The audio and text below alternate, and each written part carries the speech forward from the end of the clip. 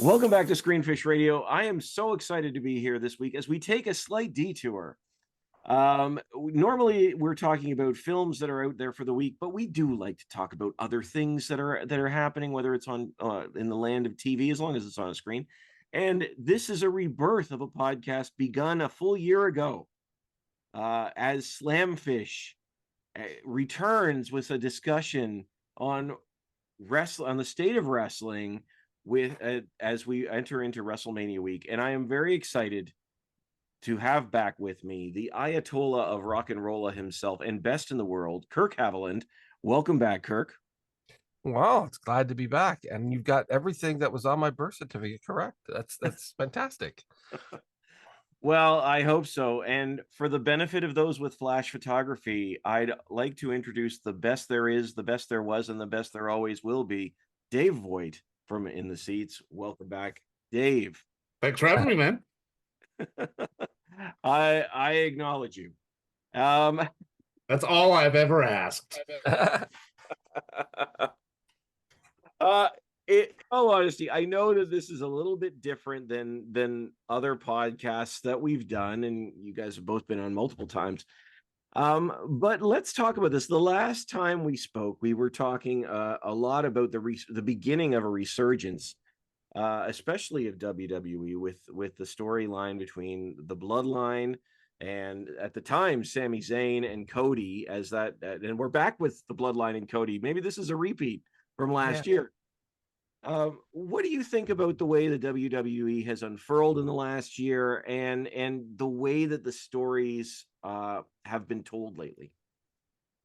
Well, I mean, if you don't mind, I'll kick it off. But I mean, It's interesting because obviously at the end of last year, with Cody not finishing his story, and then sort of the fallout and backlash therein, I mean, it felt like the build to Rocky, the first last year was Rocky. This is Rocky 2, where we try to build him back up and get back to the mountaintop. And then a few wrinkles came in the way, in the form of one being an unfortunate scandal with the one and only Vincent Kennedy McMahon, another one being with the merger of UFC and WWE into TKO and now under Endeavor, and sort of everything there, and just sort of the change and shift in structure of just how everyone's doing business, but also a big wrinkle known as the final boss, DJ himself, The Rock, coming back to WWE and sort of getting back into the mix, for better or for worse, depending on your opinion. But it's created some, well, I don't want to say perfect television, because there has been a lot of uneven moments. There have been some sort of obvious pivots, but they've pivoted sort of exceptionally well to get us, building us to this point for WrestleMania 40, which is going to be, I mean, again, it's back in the pop culture zeitgeist. I mean, people are, talent are doing the media rounds, and it's WrestleMania is a big deal again. And I mean, at the end of the day, I think that's a good thing. I'll sum it up in one simple phrase: The Rock saved WrestleMania. This was going to be a horrendous WrestleMania if Rock hadn't showed up. He's saved everything. And he has overshadowed everyone except for maybe Cody in the long run, in the process. He's made Roman look so ineffectual and so second rate to himself during the course of this that it's not even funny. So, I mean, I'm not even convinced that Roman's dropping the belt.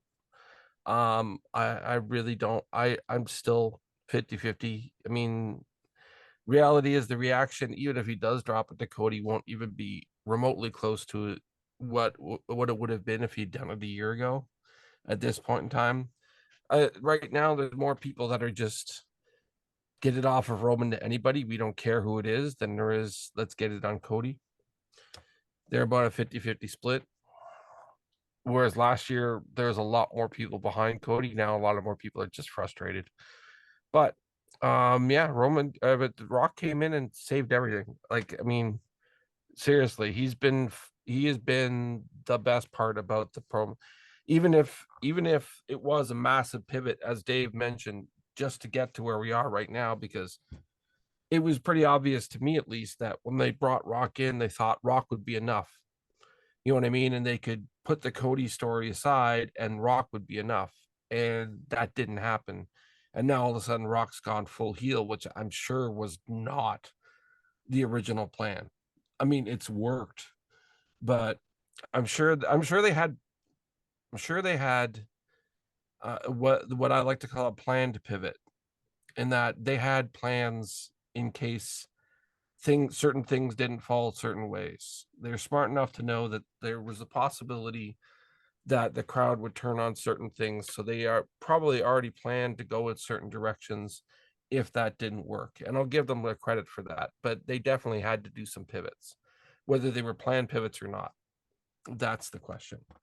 I'm gonna let Steve say something, because he's just itching to come back at me on this right now. Just impressed, Kirk. You just came. The bell rang, and you came out swinging right off the bat. With you've said some really interesting stuff there, because did Rock save WrestleMania? I think Rock elevated WrestleMania, but did he save it? That's a big question. I mean, either way, the plan was to have him involved. I think that you're right in that. Yeah. Well, this was the whole deal with Rock coming back, was that he wanted full control and ownership over the name The Rock. And WWE had continued to keep that away from him. And I think originally the plan, and we're going to talk a little bit non-wrestling for a second, but I do think there was originally a plan in place when Rock bought XFL to eventually bring the XFL back under the same banner as the WWE, with The Rock being an owner. I do think that when he bought it, there was already backdoor plans in place. So I think that whole part of him becoming TKO was probably something that had been in plan and had been in the works for months.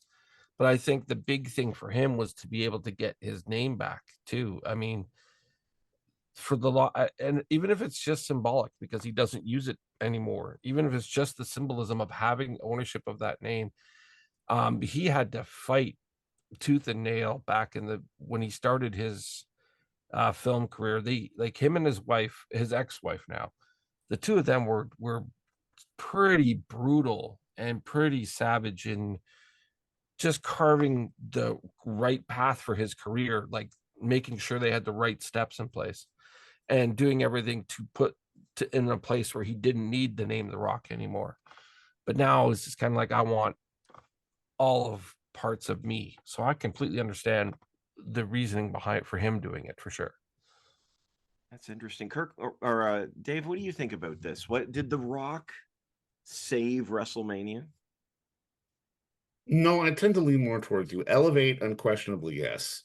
Save, I don't know.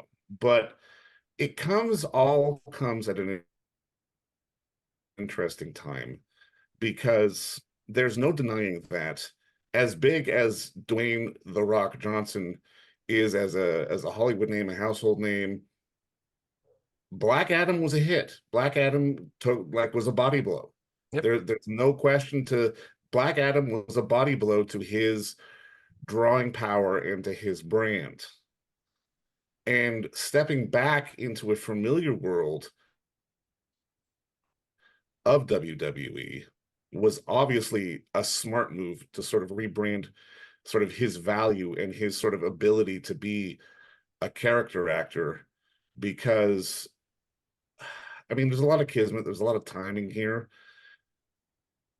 But at the same time, I do have to have a feeling that given all the things that have been happening behind the scenes with the merger, with Vince being out and then in and then out and now finally out, and the scandal therein, and sort of the real sort of corporate reset that has been going on, I do definitely have a sneaking suspicion that Vince not quite having the same amount of power that he did aided in Rock getting his name back and getting Rock back on board a hell of a lot easier than it would have sort of pre-Vince in full control of the reins. Yeah, because Vince doesn't like to give control no matter what. And he's proven that with his actions time and time and time again.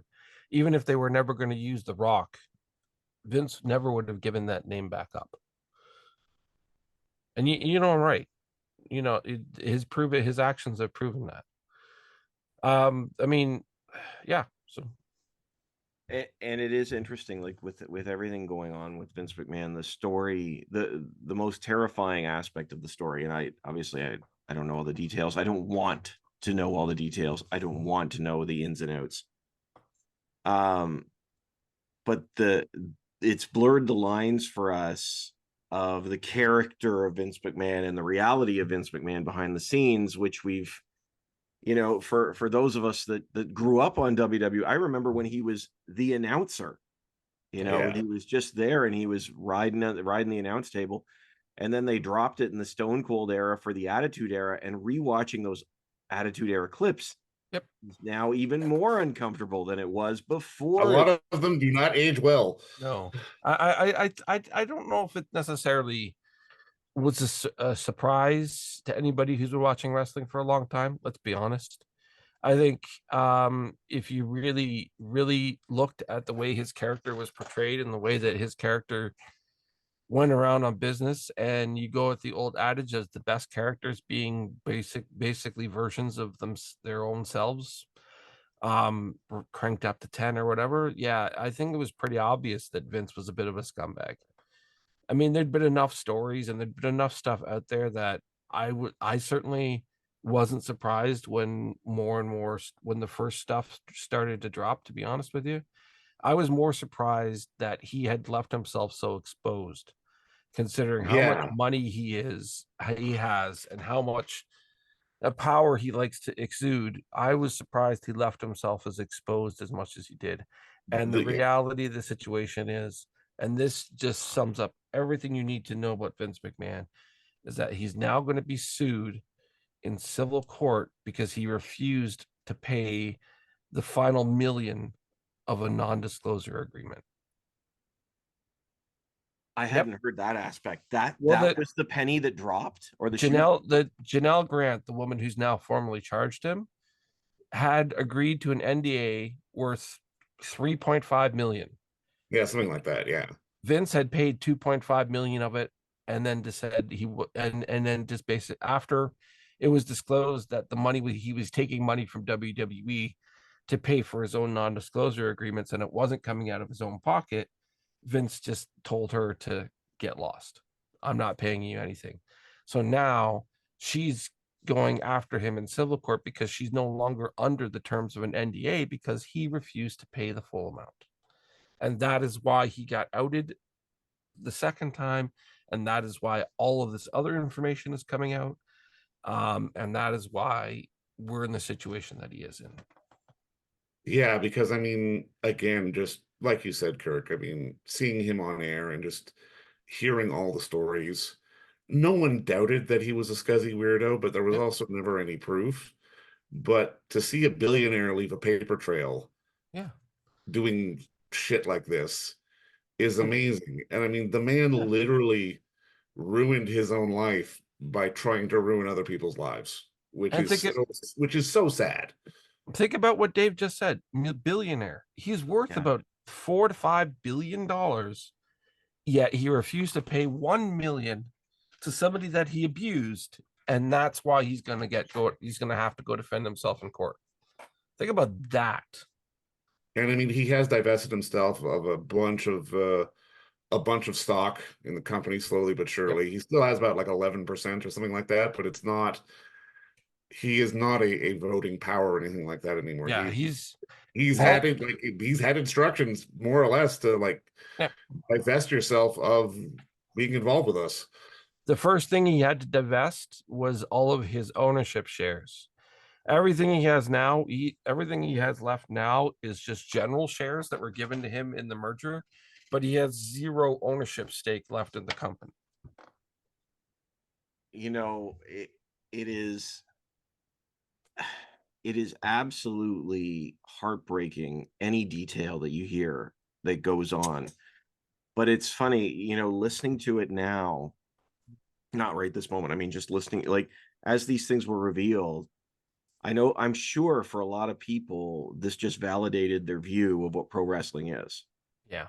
Because And that's what it is, right? It's that backroom dealings, scuzzy stuff. This is the same thing that it's similar to what took down UFC.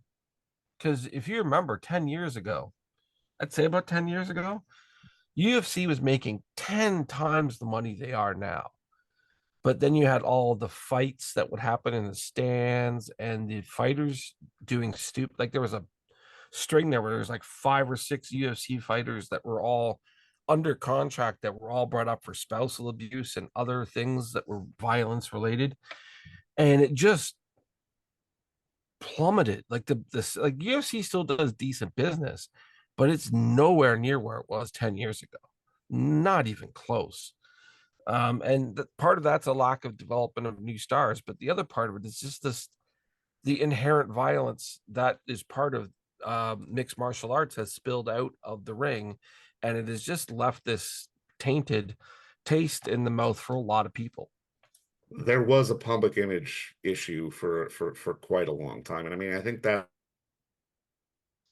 what makes sort of how hot WWE is right now kind of amazing, because really nothing, the easiest comparison, at least from a pro wrestling standpoint, with this Vince McMahon scandal is the Chris Benoit incident. And it's one of those things where you just have to sort of back away and divest yourself and just move, like you really have to move away from it as quickly and as cleanly as you possibly can. I mean, just think about this cold reality. It's like you're never going to be able to say the word McMahon on WWE television again. Yep. No, you're right. Like ever. Yeah. Which is interesting because Punk, did you see Punk's promo where he teased the name? Yeah. Apparently from what I've read in the back, there was an audible gasp because he said, the promo was him and Drew McIntyre. Excuse me.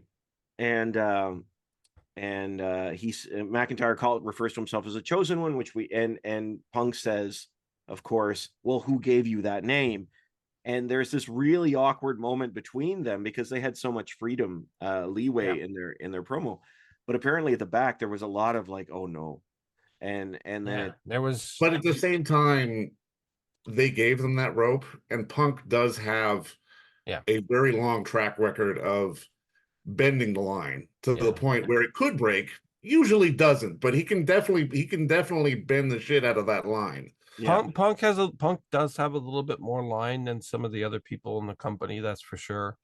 But yeah, no, there's, to your point, it's well known now that backstage they can't even mention the name, let alone on television. Like it's banned. There's even talk about them bringing Shane back just to kind of mellow the situation, have him do an appearance at Mania. And it's like, no, I don't think, I think it's just too soon. I know they have a couple of, well, should be pretty obvious to everybody that they have 2 big names coming back at Mania this weekend that they haven't announced, but they're heavily hinting at. So we'll see how that goes. But I don't want to get into spoiler territory if we don't have to. No, but well, and again, going back to this though, that I think to Dave's point, that actually does make the resurgence of wrestling, of WWE, so remarkable. And it is interesting because there are 2 sort of key markers that I would say in the last year and a half, and you could debate what these are. It's this and it's SummerSlam of 22. I think it was SummerSlam of 22, where it was Brock versus Roman. Was that and again, Brock comes in with the tractor, and the tractor, because at that time was the first wave of scandal, and Vince stepped down, disappeared for only like 6 months, but he was gone. And that was pay-per-view, and I remember that there was something special about that pay-per-view. that sort of signaled, wait a minute, we're really gonna give you more spectacle. And we've noticed the change in storytelling since then. It's been dramatic. And I think that that's a mark of Triple H that has been, to his credit, incredible, is investing in stories that take months to do and not weeks. Yeah. Yeah, I mean, and Triple H has always had a longer tail focus, and that's not to say that there hasn't been a lot of, well, to be blunt, crap mixed in there too. But when you're dealing with what 7 hours of live television every week, not everything's going to be a winner. That's why, so especially during a 3-hour show, it's hard to maintain. Yeah, I don't watch Raw. I'll tell you straight up right now, I don't watch Raw. 3 hours of Michael Cole, I would kill myself. He's the GOAT, man. He's the GOAT. I hate Michael Cole. You and Baby. I hate him. I think he's the corniest piece of, yeah. I do not like the man. I respect him for being as long tenured and being in there, but no, I mean, McAfee makes him slightly easier to digest. I'll give him that. I like McAfee. I really like Barrett,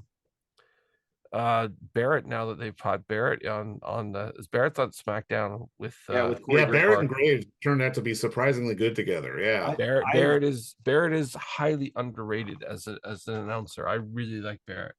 I have given every week. Sorry, go ahead, Kirk. Sorry, to be honest, I think the other company has better announced teams, but that's just me. Well, I have been very impressed every week with the work that Corey Graves has tuned in. I agree. I think that, he was always, the wingman to Michael Cole, but I think he's really doing a great job. Corey Graves is doing a very good job. He's found a middle ground between Bobby Heenan and JR. He's kind of in between the two of them, and he's done it very, very well. He's done it very well. He's managed to carve out this little place that is just perfect for him. So I agree on that. And that's why I still watch SmackDown for the most part. So I don't catch every week sometimes, but I'm more often I'm catching up with it on YouTube or whatever. But yeah, I don't watch Raw specifically because I don't want to pay the extra money to get the specific TSN channel that we have to have it for up here, which is just infuriating. And I just don't have the time to invest in listening to Michael Cole for 3 hours. So I just do it on Sportsnet, but I started at like 9:30, and then by the time I fast forwarded through everything, it's 11 o'clock. So fair enough. But yeah, you have to have it's a different sport. Oh, it's Sportsnet, not TSN. And yes, you have to have that Sportsnet 1. You have to have the extra pay channel to watch it, whatever. Or the app. Yeah. Or you're paying for the app. That is correct. Yes. Yeah. Because I'm just paying for the app. So, anyways, well, having said this, I going back to that, I really do think, I would talk about Mania. I really do think that The Rock has helped. I mean, I know one of the conversations was exactly that his return would help take eyeballs off of Vince McMahon. Yeah, that was 100%. Yeah, we all know why. But it also has brought back the casual fan. And I was interested with the way that he's handled this. I would love to hear your thoughts. Have you seen him outside of WWE in the last 2 months? Have you seen him on like? It's been fascinating watching him. He's trying he did Fallon last night with Roman. He did. There were no Cody crybabies. No, he is outside of the wrestling ring. He's still in his Dwayne good guy persona. Like, he did a bunch of talk shows over the last 2 weeks, and nothing's changed. It's still good guy Dwayne. But it's the arrogant wardrobe still. The wardrobe is there, yes, but that's the only hint towards no socks and the vest and the Versace. He's still rocking that, Yeah. I'm surprised he hasn't got his buddy Kevin Hart involved, to be honest with you. That has surprised me. I know that we've got again, I don't want to spoil anything, but they definitely hinted that there's going to be two superstars from Dwayne's past that are going to be showing up at Mania, probably to cost them the tag match. At least that's my opinion. But we'll see. But I'm very surprised he hasn't brought in his buddy Kevin, because him and Kevin Hart do a lot of stuff, and Kevin Hart's a huge wrestling guy. Yeah, I don't know. Kevin Hart just did WrestleMania last year, even though it was weird how he did it. He just did some vignettes, but it's in what was really interesting to me was his work on Kimmel, because that may have been the first time I've seen a pro wrestler on late night not just be themselves. We've seen that now. Now we live in a world that's pretty common. But break down the way that he handles the crowd. It was really interesting, because he's talking about how, I did research into the bad things about their city and I'm bringing them up. I think that was when he talked about the leading town use of crack. I can't remember what yeah. Phoenix, it was Arizona or something, but yeah, something like that. And he's like, oh yeah, and Kimmel's like, oh yeah, and they love you for it. He goes, yeah, I know they still do, and I just do that, and it was almost like a play-by-play. It was really interesting. Yeah. I mean, I know a lot of people have been going on about how he's supposed to be sticking around, and it's like, no, he's not. I mean, it just broke today in Variety that Monday morning he starts shooting his new film. Monday morning. Well, yeah, but okay, so here we go. What does sticking around mean? Yeah, he's because not we now live in an age where part-timers are almost as valuable as full-timers. Almost. Oh, I would agree. Like I said, in the case of The Rock, he's been more valuable than over half the roster in selling this pay-per-view. That's blunt honesty. And I mean, it's going to depend on where the story goes. Yeah, this is just basically a two-story. There's two main stories going into Mania. It's just that they're split up amongst a bunch of matches, but there's really only two stories. There's the whole Cody versus the Bloodline story, which they've managed to somehow shoehorn Seth Rollins into, which is the dumbest thing I've ever seen. And Bayley versus Damage Control. And that's the only other story that has any motivation for me. And I think that's the better told story, to be honest with you. See, I would disagree with that. I mean, I would add, even though it's not been the best told story, they're definitely making a concerted effort to rebrand Becky as the quote unquote man, because I mean, they obviously steered away from that for a while, and they're trying to get that back. She's literally leaving the company after WrestleMania for 2 months. So I don't know why they would I don't even think she's winning. She's asked for time off. Same with Seth. I don't know. I don't know. Again, for me, it just has very little interest seeing Becky versus Mommy. Yeah, it just But I mean, again, it all depends on the finish and how things happen. I mean, does Rock stick around? Like, obviously, Rock can't get involved physically, especially if he's shooting something. Does something happen and they stretcher him out? Is there a big incident and Rock can't make it tonight too? Or there are so many different variables going on. And I mean, it's one of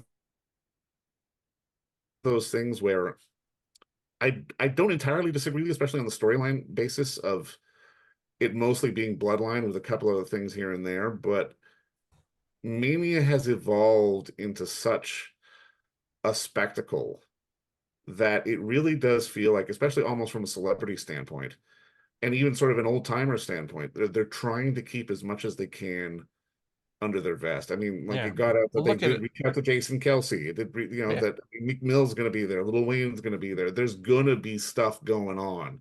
John Cena's going to be there. Where it's like you have to watch it.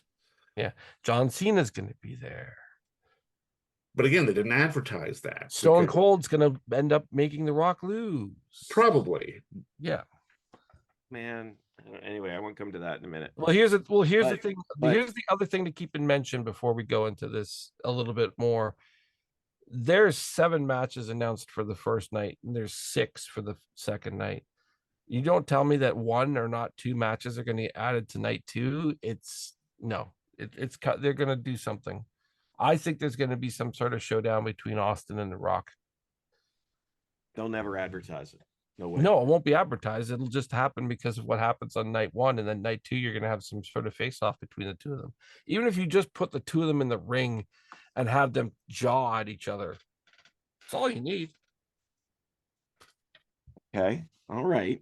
Think about it. I want to come to that. I want to come down to predictions eventually. That's where I want to go. But I want to pivot back to this, to Cody here for a minute, because I think we've spent, even this podcast, we spent most of the time talking about two people, Rock and Vince. Yeah. One of them's gone, and one of them, if we get 2 more matches out of him in the next year, we'll be blessed. Like, this is, pretty much, yeah. Exactly. So Cody is really, I mean, it's arguable with how you talk about Roman, the face of the company, though. Yes, he is. And he just re-upped for 3 years. There you go. That came out this week. He just re-upped for 3 years. So it definitely sounds like that they're going to be investing in Cody going forward. And it's smart. So here we have, they keep talking about finish the story. This is the big thing from him. It was the big thing last Mania. It was the big thing now as well. It's on the WWE game, for crying out loud. Finish your story with him on the cover. What does that mean to you? What do you think it means for Cody to, quote, finish the story? I think it means he's going to lose again. Do you think that finishes the story? No. Okay. I think they're going to, again, this is something that I think they're going to do. I don't agree with it personally, because I think it has to end. It started at Mania. It should end at Mania, but I'm not the one writing the book. And I think I also think that they're going to do it again. They're going to have him lose again, and they're going to set it up so that and I'll tell you why. Roman is 2 months away from passing Hulk Hogan's record. So longer than that. Longer what? than that. It's longer than that. It's Survivor Series. It's well before Survivor Series. It's sometime in June. I'm looking that up. I think it's Survivor. You can. I'm pretty sure it's sometime in June. My point is, Survivor. It's SummerSlam. That it's before SummerSlam, and SummerSlam is taking place in New York City at Madison Square Garden. No, SummerSlam's in Cleveland.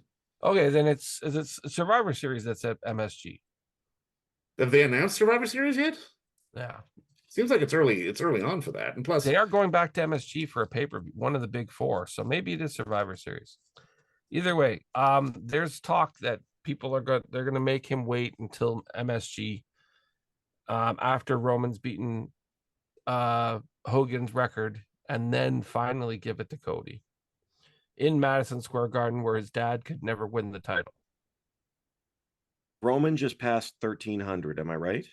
Yeah, it's a little over 1,300 days now. Hogan is at 1,474. So that's, let's say he's at 1,300. It's give or take maybe 10 or 14 days. It's a little more than that, but yeah. Anyways, that's roughly 5 months, is it not? It's about that, yes. So yeah, I think it's September. I think it would be close to September. So it would be interesting, because I even heard somebody on TikTok, which you should follow us on TikTok. If you're listening to this, there's the source, TikTok. I did it. No, it wasn't a source. It was a guy, and he said, I would love to see Bash at Berlin, Gunther versus Roman, because Roman will be close to the record. And so there's a lot riding on that if early September. So I'm not sure the exact date, but I remember hearing that TikTok, and it was a very interesting idea, is that Gunther versus Roman is the main event at Bash in Berlin would be insane. Here's the thing, and I'm going to take a slight thing about this, because we were talking about how the impact of Mania and how Rock has saved Mania. I want you to think about the 2 matches that were proposed before The Rock came back that now will not take place because of certain circumstances. we were supposed to have Seth Rollins versus CM Punk before Punk injured himself again. Punk he needs to retire because he's injured himself, major injuries, 3 in the last 2.5 years. And those aren't small injuries, they're major injuries. He's too brittle. He really is. As much as you love him on the mic, in the ring, his time is coming to an end faster than he wants it to because his body's going to make him give up. But the other match, and this one for me was even more intriguing, was it was supposed to be Gunther versus Brock Lesnar before Brock Lesnar got canceled. And it's like, now that is the match that everybody wanted to see. That would be one that you could sell a Mania night on alone. And I'm going to be honest with you, I think what they would have done, and this is just speculation at this course, obviously, is I think they would have taken the belt off of Gunther. I think they would have had him loose so they could move him and pivot him to the world title picture, because they had to get that belt off of him. And if you have this big slobber knocker of a match versus Brock, and then you move him out of that picture and you move him into the world title picture, that's how you could have done that with Gunther. But yeah, now it's like, well, if they're going to feed Sami Zayn, the eternal pin taker, to yes, I saw your shirt, that's why I said it. Sammy's getting fed to Gunther, and he's going to continue on with the belt. Okay, all right, interesting. So I want to hear what Dave has to say here too. Like, what do you think of when you think of finishing the story, going back to that for a minute? Is it possible, and what would it take? It's always possible, but here's my question. Okay, you finished the story. What's next? Yeah. It is always a rule. I mean, it's been as old as time that for the most part in pro wrestling, it's always more compelling when the babyface is chasing the title, not holding the title. Yep. And I've got a feeling, like, with how they're building up Cody, they want Cody to be the next Cena. They want Cody to be the next Stone Cold. As many reigns as Cena had, he didn't exactly hold it all that long.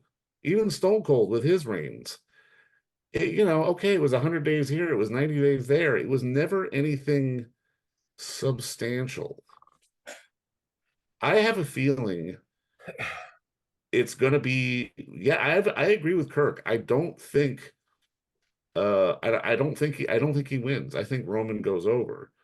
But I'm kind of curious about something else, because I do agree with him that they want to push Gunther into the main event slot for the World Heavyweight Championship, but it's heel versus heel, and how do you who do you turn? Yeah, and I mean, I'm wondering if they've figured out a way to turn Roman babyface. You know what though? I will say this: they managed to do it with Rollins. Remember a couple of years ago, I think it was 2022. Roman fought Seth Rollins, who was a deadbeat heel on Raw, Yeah, for the title at the Royal Rumble, and he never changed his character. It began a change that made him face, because that was about the time where Sing My Song started actually right. But at the time, people were cheering for him, knowing they were going to cheer against him the next night. Like, it was really interesting how they pulled it off. I think with But I mean, even remember the Rumble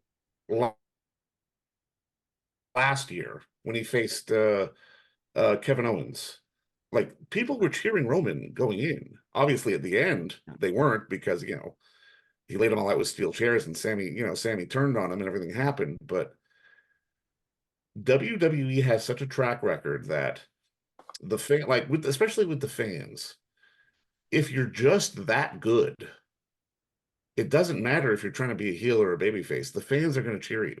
Yep. And Roman is at that stage where he's actually that fucking good. I have a feeling they may try to lean into turning Roman babyface. I personally, I think when Roman does drop the belt, he's going to go away for 6 months. Yeah, agreed. Yeah, he yeah, said yeah. he'll retire. He said he's done. He's not gonna. Well, there's retire and then there's retire. Yeah, there's kayfabe retire and then there's actual retire, and that's a kayfabe retirement. But he'll go away for 4 to 6 months because he should. He's been that everything has been about the bloodline, and it's been dominated everything for so bloody long, and I'm so sick and tired of it. But the point is, if anybody is going to have, I don't care who it is, if it's Cody, if it's Gunther, if it's somebody else, I don't care who it is. If you want anybody to have any traction whatsoever as a new champion within that company, Roman needs to go once he drops that belt, because you got to give the new person a chance to establish themselves, and you're not going to establish anything if Roman is still there and the bloodline is still dominating everything. You know what I'm saying? Yeah. And here's a question for you, since we're talking about this. Is Roman the greatest of all time? No. He's not even the best draw of all time. No, it's just a flat no. It's a flat no. Dave is saying nothing. Best of all time, no. Is he on the Mount Rushmore? No. Still no, but I could at least make the argument. I'm with Dave. He's definitely not on the Mount Rushmore. Is he top 25? Yes. I'll give you that. Definitely top 25. What? Does he come close to the top 10? Sure, I could see him getting in top 10. But other than that, no. I will say this, and this is what I've noticed about Roman, is that everyone in his matches looks good. No. Everyone. I very much disagree with you on that. Oh, because anybody's fighting Voids. No, because the babyface, like the Cody has come out of every major match that Cody has come out of Roman Reigns, he has needed 2 to 4 months to be rebuilt because it just looks awful. He looks like a stupid babyface every single time. I mean, look at the beginning of the build for this, that where we are right now. They made Cody look so bloody stupid that it took The Rock and a lot of heavy lifting to get the story back on the rails. But when Cody was like, well, I'll step aside. Well, no, I won't. Well, no, it was stupid storytelling. Well, and I agree with you there. They just made Cody look like an idiot. And yeah, I mean, again, when you have somebody, you have the character of a Roman where it's like he's just so overwhelming, and everything he does by committee. And he's been doing it for 3 years. Anybody who goes into that match who's not prepared for outside interference or is not bringing somebody as a proxy with him looks like an idiot just the second he walks in the street in the squared circle. Oh, I don't know. I'm talking. Well, okay. All right. Okay. That's an interesting argument. But here's what I'm saying. Think about it. Solo Sikoa has been interviewing in every single Roman Reigns match for 2.5 years. And you're going to like, well, he's not going to interfere in mine. Not quite 2.5, but you're not wrong. Yes, but yeah, you're not wrong. But here's what I'll say: the man actually took Logan Paul and made him look like make him look like a WWE champion, and he may well be. But LA Knight looked better in the ring with him. Logan Paul looked better in the ring with him. Yeah. Seth Rollins looked better in the ring with him. Cody, Sammy, Seth needs to go away. Seth needs to go away. Oh. I don't like Seth Rollins. I'm very, very bored and tired of him. I love period. But I would argue that Logan Paul made himself look like a massive superstar with the help of Ricochet. That one spot in the Royal Rumble between him and Ricochet made man. And let's be fair, guys, when you get to rehearse all your matches with Shawn Michaels down at the Performance Center, it's gonna be hard not to look good. Yeah. Right. But in Logan's defense, he's probably been the best celebrity wrestler hands in the down. history of wrestling. Hands down. And they've had a very good string. They had Pat McAfee, who was very good At in Bunny. the ring. They had Bad Bunny, who was very good in the ring. So they've had a very good string of celebrity crossovers into wrestling. They're on a very, very good string. I mean, that's got, to be honest with you, that's also a big part of the influx. Logan Paul comes with like 25 million people that follow him on TikTok or something stupid like that. I mean, you cannot deny what Logan Paul has done to boost the outcome of this company. Logan Paul has brought in more eyes. I would argue Logan Paul has brought more new eyes to the product than Roman has. Oh, unquestionably. He's a natural. And he's a natural. And that's the other thing is he's a natural heel. He is. But then the wrestling community has beautiful. Welcomed him in because he's also a natural, like on the mic with physically as well. Yeah. Well, that's why they've welcomed him in, though, because he can go. Like, he's proven that he can step in the ring and not be an embarrassment. He's basically the next generation of Miz, but with a lot more clout behind him. He's a very Miz energy to him, but I mean that as a compliment. I'm not talking about Miz now. I'm talking about Miz 10 years ago when Miz was at his prime, when Miz was one of the greatest heels in wrestling at that time. But that's the type of energy that Logan's bringing in, and it's perfect. It's perfect. I mean, obviously, Miz now is a bit of a joke of his former self, but you got to remember back when Miz was like peak Miz. He was doing stuff that people were astonished by too. So, well, and I agree with that. I agree with that for sure. We're starting to run out of time, so I want to make sure, because I knew that we would. I could keep going, but I'm trying to keep us on track. I do want to say about this finish the story thing. I don't think you ever can, because I don't think in wrestling it ever does. Well, that's fair. I mean, the goalpost is always going to move. Look at Ric Flair. Ric Flair was on television in 2024 in a wrestling ring. That's he shouldn't have been. Bloody well tell. No, I agree. No, that's the best example there. No, but that's my point. He shouldn't have been, but Flair refuses to finish his story. So why do we think anybody else is going to finish theirs? I remember when our family, both my boys, and I will say this with pride, my wife is into wrestling, and I'm proud of that because of the last couple of years. She says, "Don't tell anyone that." I said, "No, I will. I'm proud of you." But I remember with the Sammy story, she got totally invested in Sammy and the bloodline. And I remember her saying to me,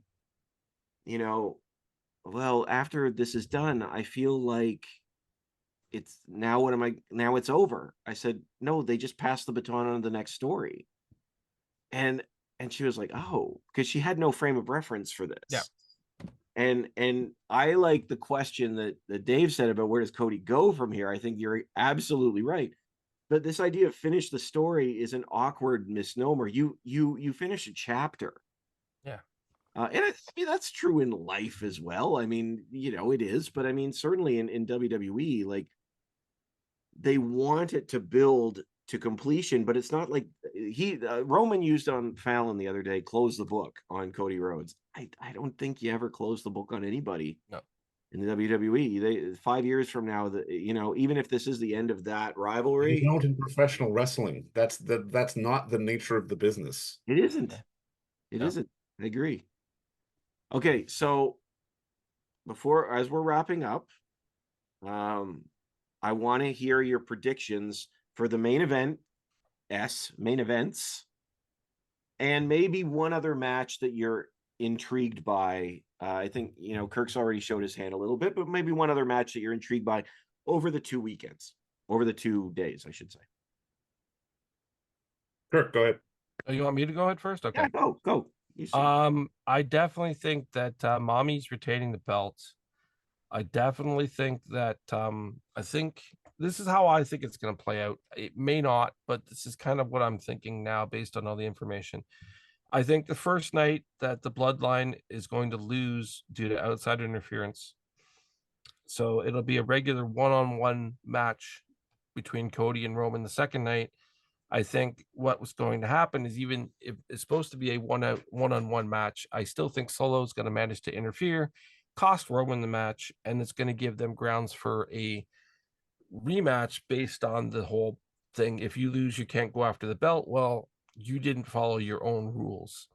So that, you know what I mean? That's how they're going to get out of the whole stupid, if you lose, you can't win thing. I mean, you may not know this, Steve. I think Dave knows this, but this whole premise of the whole him losing the match and you can never challenge for the world title again is the same stupid stipulation that Cody did in his previous company and absolutely ruined his character by doing. And it's been done multiple times by multiple wrestlers, and they've always found a way out of it. Yeah, so this whole thing about him not being able to fight for the title, I'm guaranteeing you that was Cody insisting that went into the story, and this is him trying to prove, well, I can do it right now. Stupid. I hated that addition. As for Io versus Bayley, I think Bayley's winning. I really do, but I want it to be Io. I do. I want it to stay with Io. She has been phenomenal with that title. She really has. And the way that her and Asuka and Eos and Kyrie, it's beautiful. I know we're not getting Julia until the end of the year. She would have been the perfect fourth. Nobody knows who Julia is. Oh, I very well know who Julia is. Thank you very much, Julia. And you're in the minority of the population who's actually watching WrestleMania. Yeah, but so, but I do think that they're going to have Bayley go over, because I definitely think they're not taking the belt off of Rhea. So they're going to leave the one belt on Rhea, and I think Bayley's going to go over with the big baby face thing over Io. I'm going to be pissed, but I think that's what's going to happen. Okay. All right. And I think Dakota Kai is going to come back and be the reason why.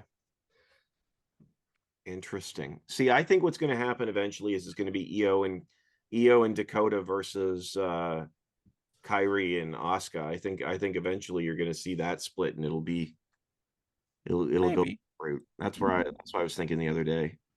Dave, awesome. What do you think, Dave? Main events and something else you're excited for? Well, I definitely agree with Kirk on, especially for night one. They lose, the Bloodline lose. I think Rock takes the pin. I think he has to. Yeah. And there will be some sort of shenanigans for night two, be it a returning star, be it a family member we don't know about on either side. Who the hell knows? But there's going to be some sort of shenanigans, which I think will allow Roman to ultimately retain the belt.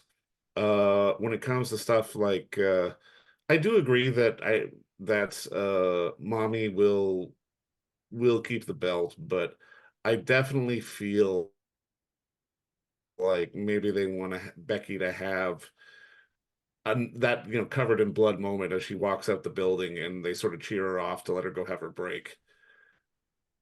There's definitely this will be probably one of the more brutal WrestleManias that maybe we've seen in a while, because I mean, again, it feels like they're loosening the reins on the PG just a little bit to allow the violence to be earned a little bit more, especially when it counts, especially in big moments like this. And I mean, I think the other match that I'm looking forward to, which should be intriguing, and which also has other ramifications up and down the card, I think will be the 16 tag match, because if you noticed on Raw, Michael Cole threw out a line saying that the match won't end until both sets of belts have been pulled down, which leads me to think they're at least teasing about splitting up the belts. They're going to split the belts. I can almost guarantee they're going to split the belts. Because, I mean, also, quickly, before we go, I'm going to give you a bold prediction as to what's going to become of Seth's useless little title that's around his waist. Because it is useless now. They have visibly destroyed it. But what I want to see, because I think this would be amazing, is if Drew McIntyre beats Seth to a bloody pulp, wins the title. The next night on Raw, you see him beside a river. And he's just sitting there talking about how useless this title is and how it doesn't mean anything. And yeet, does the whole John Cena, throws the title in the river and walks away. That will never happen. That Beautiful. will never, because ever AEW happen. with their 14 titles, give me a break. No, that's never gonna fucking happen. The reason the reason why the reason why the title is useless isn't because of the fact that they have too many titles. The reason why the title is They don't have too many titles. That's another story. No, I agree with you. I'm just saying the way that Roman and everybody else has run down that title during the process of this with Rock, and I mean even Drew has run down the title as being a useless title that was given to Seth Rollins just so that Rock could have a title. He's the heel. What's he supposed to say? I get it, but the way that it's been run down is to a point now where everybody believes it's a useless title. I don't think that's the case at all. I think they're going to get is different than lesser. They're different terms. Can you argue it's lesser? Absolutely. Useless? No. It's useless. But I would love to see him do the whole John Cena throw it in the river and then they introduce something new. That would be beautiful. Oh Never my God. happened in a million years. Okay. All right. Hey, it has happened in the past. Never happened. It's a callback in a million years. All right, I got a prediction and it's bold. I will get to it. Okay. I first of all, I'm very intrigued by Rhea and Becky. I think they could go in one of two directions. I do think Rhea's going to keep it, but I think it's going to be one heck of a starting match. Like it's just going to be like unreal good. I think underrated matches. I think this Logan Paul match is going to be a banger. Logan Paul versus Kevin Owens and it's Randy Orton. His name, Randy Orton. It'll be good in the ring, but there's just no story to it. They've just thrown it together really quick. Oh, I mean, we've been watching SmackDown every week. It's been fun. They have sort of thrown it together, but it's been fun to watch. I do think this tag ladder match is going to be absolutely insane, and I'm very excited to see that because we haven't had a good ladder match in a very long time, and to see like absolute mayhem of 12 people in the ring together working on it, I think is just incredible. I'm really I'll tell you what I want to see out of that, and I think you should all want to see out of that, is that Awesome Truth needs to walk away with one of those sets of belts. I don't agree. Okay. Agreed. Split it. No, I want yes. Miz and Truth need one set of belts, guaranteed. I wanted to go to DIY, but that's another story. I'm team DIY, but or DX if you're R-Truth. But they're having R-Truth win matches by accidentally falling on people. He doesn't need anyway. I understand it fits the story. We'll see. Anyway, it'll be fun. Here's my prediction, and it's nuts. It's bonkers. I'm admitting that right now. So, night one, main event. Bloodline goes over. Okay, Bloodline goes over. I think Rock pins maybe Cody, because I think they want to. I think SummerSlam is going to be Cody and Rock. I think they're going to lean into it, and I think that that's what they're going to give us at SummerSlam. And so I think night one, Rock pins Cody to win the match. Maybe Seth. It doesn't matter to me. So it sets up the Bloodline rules match, which I love when they do these things where no one's really sure what it means, because they should say what the Bloodline rules are, which should be no one interferes other than the Bloodline. That really should be it.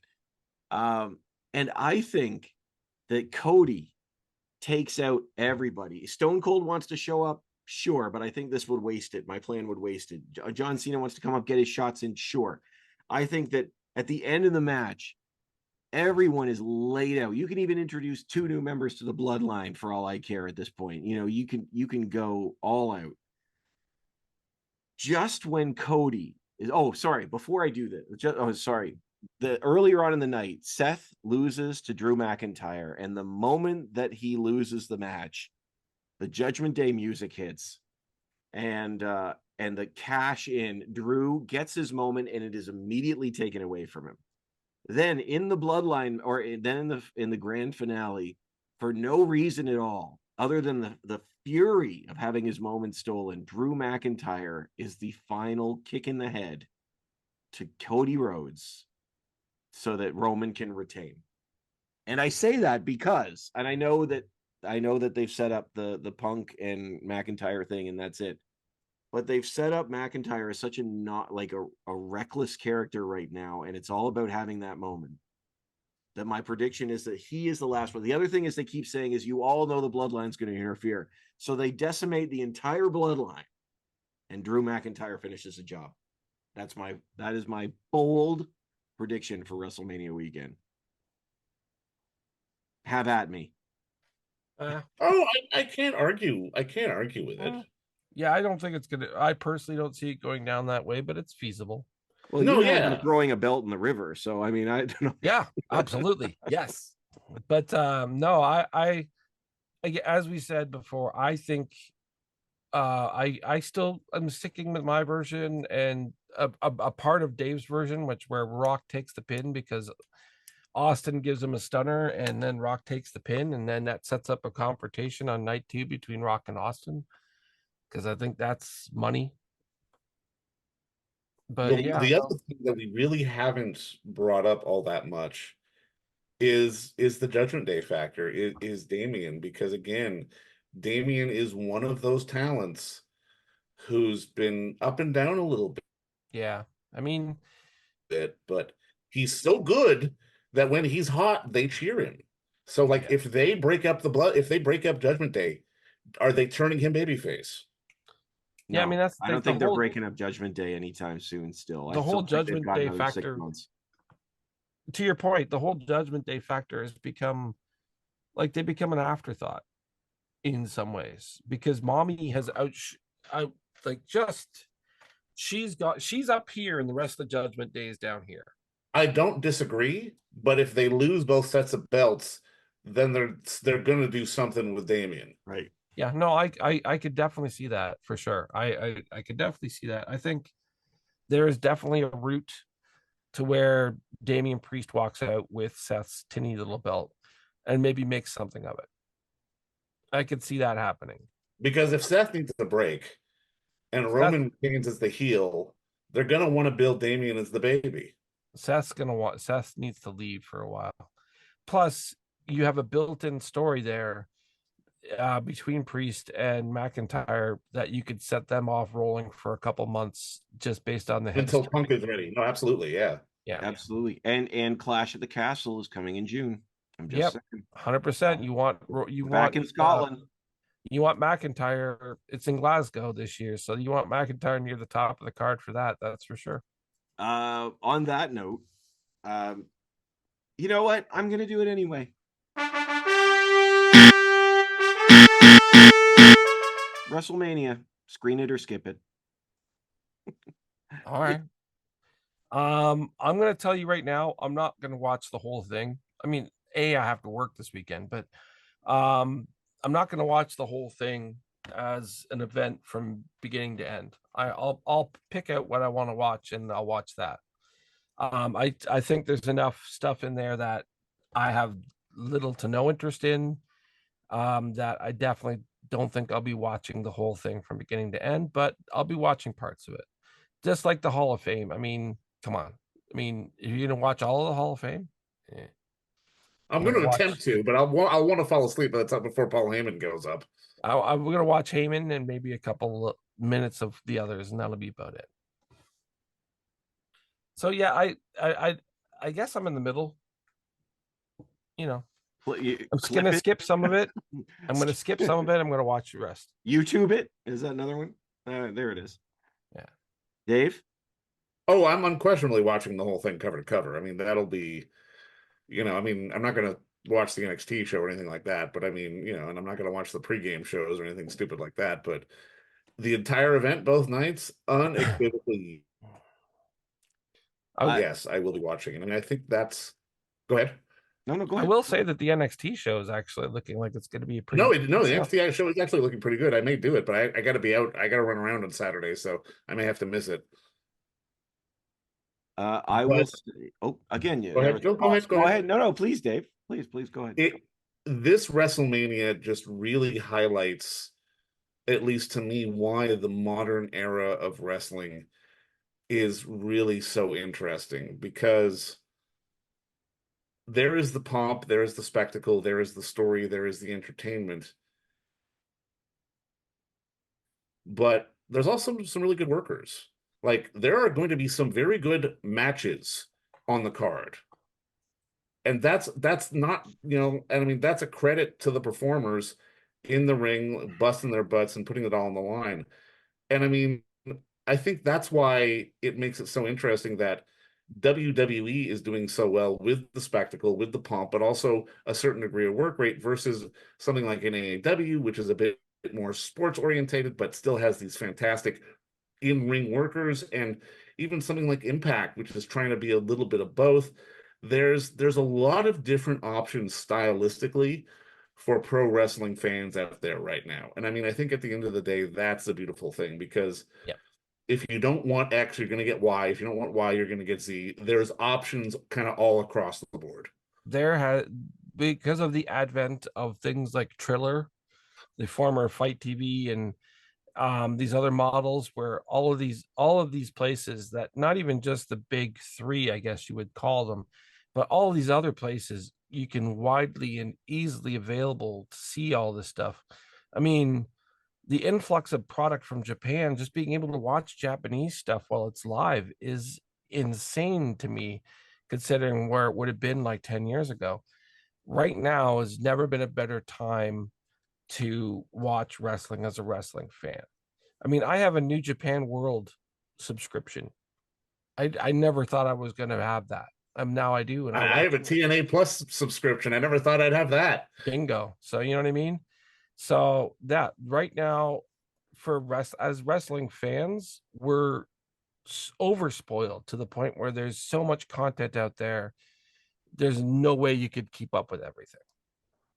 And I'll add to that I don't think certainly not since, in the last 20 years, has there been a better time to watch it if you're a casual fan? You don't like, it's one, like, you're absolutely right. There's a gluttony for true wrestling fans and that are, consuming it from everywhere and across the board. But I mean, in terms of WrestleMania this weekend, I mean, if you have any interest in spectacle and action movies, if you will, what else you watching? Yeah. Like, this is going to be a great weekend, I really think. And I think at the end of it, everybody's going to be mad, and I think they're going to lose sight of the fact that there's a show the next day. All three of us have predicted that Cody's losing. Yeah, let him cook. Three of us. Yeah, just I didn't expect that. Let him cook. So, yeah. and to the point that we were talking about, YouTube changed wrestling. Oh, very much YouTube so. YouTube has drastically changed wrestling, period. Yeah, because we consume it differently. Absolutely, 100%. Yep. Well, with that having been said, we need to finish this story. But that's okay. There'll be another one some other day. Yep. Gentlemen, would you like to sell your wares and tell people where they can find you when you're not talking about in-ring entertainment? Kirk? Movie Junkie TO on multiple different platforms, the Instas, the X, I guess it's called now. Twix, baby. Twix. Gotta get that trending. It's Twix. Fair enough. I even think there's a TikTok around there with my name on it. So not like I post much content, but it's out there. And for writing wise, anything that I write is for the boss in the other box. I'm not the final boss, but I guess I am a boss. But yeah, as always, I mean, what we do over at In the Seats is just, take in as much as we can when it comes to the moving image, TV, television, all that fun stuff. We watch it, we talk about it, we write about it, and we're available on multiple platforms. Like I said, the social, where we're getting more aggressive and doing more stuff, and plus all of our podcast, which is available on all the major providers. In the Seats With, where I sit down with a wide-ranging variety of entertainment industry professionals and pick their brain about current projects and all sorts of fun stuff. Even back in the early days, I got to talk to RJ City. That was a fun one. I mean, he still follows me on Instagram, so I like that too. But entertainment is everything, and I mean, storytelling is everything at this stage. So don't discount one thing or the other. Just enjoy the ride that these performers, these artists really get to take us on, no matter what thing you're watching. Just, have fun with it. At the end of the day, that's all that matters. Absolutely. And I love hanging out with you both. I really do. I appreciate you coming on. It's great to have it. I love that we get to do this, often, where we can chat about things and that we can do this, because why not talk about wrestling? But also back to work with, you can also find us wherever podcasts are available. You can like and subscribe to us on YouTube, search up Screenfish. You can find us on Instagram and TikTok. Follow us there, Screenfish Online, because for some reason Screenfish was taken. But anyway, it's better than Screenfish 647 or whatever it is. And as always, you can like and subscribe to us on YouTube. As I just said, you can follow us. Check us out at screenfish.net.